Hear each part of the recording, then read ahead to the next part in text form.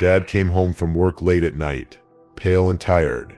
His hands were shaking, and I could see anxiety and fear on his face. I wouldn't have been surprised to see him in this state 7 years ago when he first started this job. But a person can get used to any working conditions. So cremation has become a routine for him, like for a chef to prepare a meal in a restaurant or for a mechanic to fix another car. He no longer experiences the loss with the relatives of the deceased, but he is still afraid to look through the special viewing window of the huge furnace in which the coffin with the deceased is burned. My mother approached my father and asked him why he came home so late. It was clear from the look on his face that he didn't want to talk about what had happened, but my mom is the kind of person who won't let up until she hears answers to her questions. My dad knew that and decided not to argue. He took off his jacket, walked into the living room, and sat down on the couch. Mom sat down next to him and took his hand, and I stopped at the entrance to the living room, pretending that I would only be here for a couple minutes and then go to bed. Dad said that a woman came to see them today. She was in tears and obviously very distressed. Her young daughter had died. During the discussion of the cremation procedure, the woman asked several times if it was possible to have the cremation quicker or out of turn. This behavior seemed strange even then. Crematorium director explained to the woman that the cremation procedure is carried out according to the regulations, and that it is necessary to prepare the documents and ensure the legality of the procedure. He asked the woman to calm down and told her that the cremation was scheduled for 7 p.m. Just as the director had said, the coffin was brought around 7 p.m., but it was difficult to call it a coffin because it was a wooden box made of old boards. This box was nailed shut, but you can't do that, because before cremation, you have to make sure that it is that body and not another body that lies in the coffin. The dead girl's mother was very annoyed when she found out that the coffin had to be opened. She said she could not look at her daughter and left the premises. The father said that he and his colleague removed the lid together and were horrified. There was indeed a girl lying in the coffin, but her body showed clear signs of decomposition, although the documents stated that she had died 2 days ago. The sight is not pleasant and strange, but such things should pay attention to such things in the morgue, and if there are no questions there, then in the crematorium they are also not.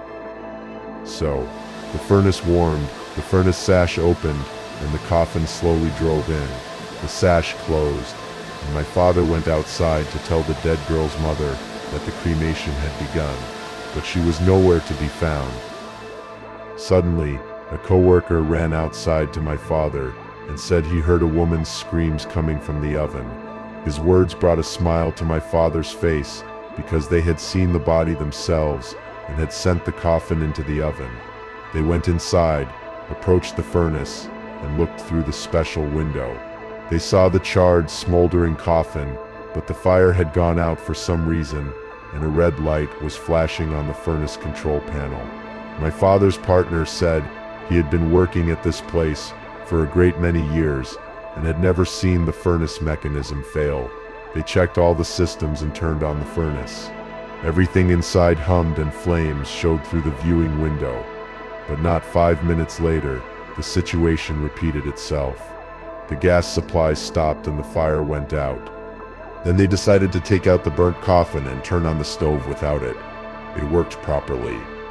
My father and his partner felt uneasy. They reheated the furnace and the coffin went in again. Everything worked. Father looked out the window to stop the furnace if the fire went out again. The flames had consumed the wooden box and were already getting close to the rotting body. Suddenly the father noticed the corpse's arm moving. He thought he was imagining it because everything inside was burning and there was nothing to see. But suddenly the furnace went out again and a burnt face stared back at him.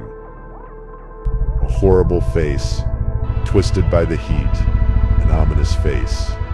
It was not like the face of the girl. It was hideous and not at all human.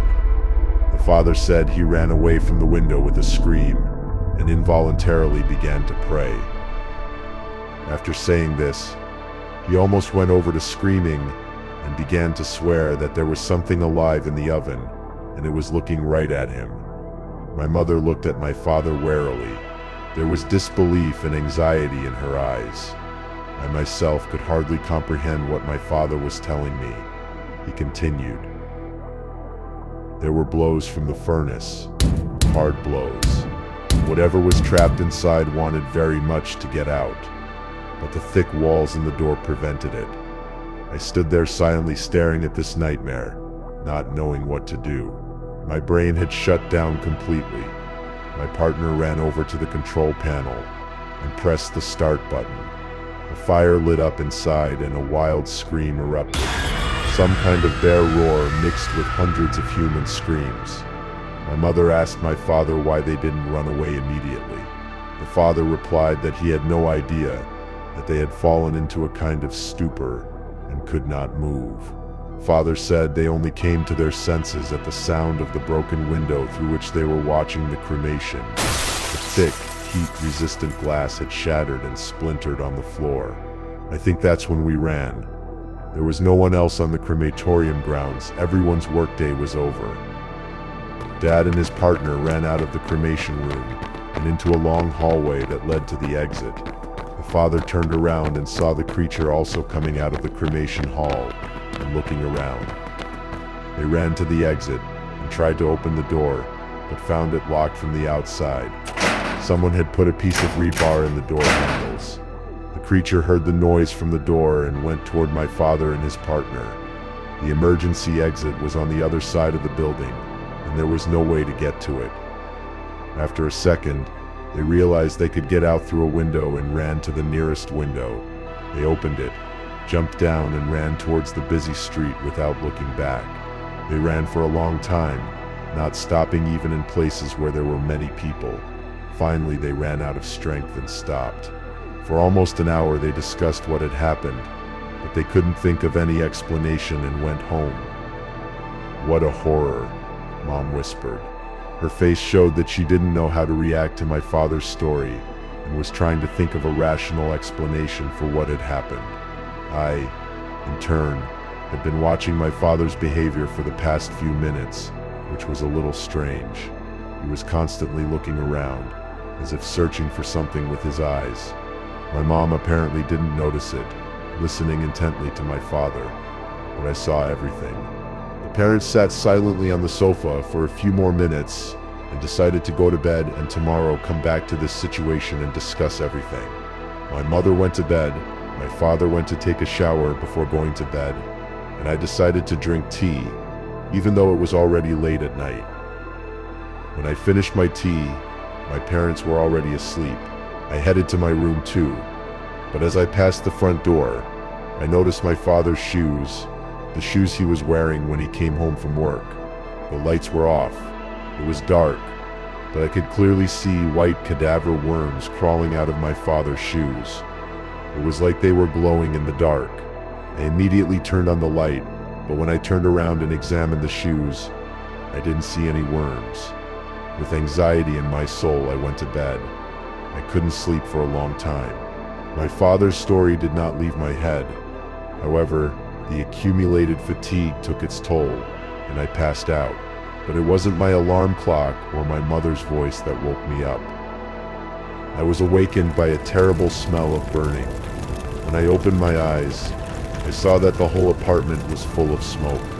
Covering my face with a t-shirt, running out of my room, I saw that my parents' bedroom was completely engulfed in fire. My mom's body was already lying breathless and burned, and my dad was nowhere to be found. There were no clothes or phone. I ran out of the apartment and called the fire department. They came quickly and dealt with the fire quickly. Mom was dead. I escaped by a miracle. My father was gone, and I lost my home too. My mom was buried the day after the fire. How it happened and where my father is now, I don't know. But I can guess why that woman was in such a hurry to burn the body in the crematorium. Maybe there was some kind of demon living in the girl's body, and when all that was left of her body was ashes, that demon got out and took my parents. Maybe he's out there somewhere, in my father's body, waiting to do something terrible.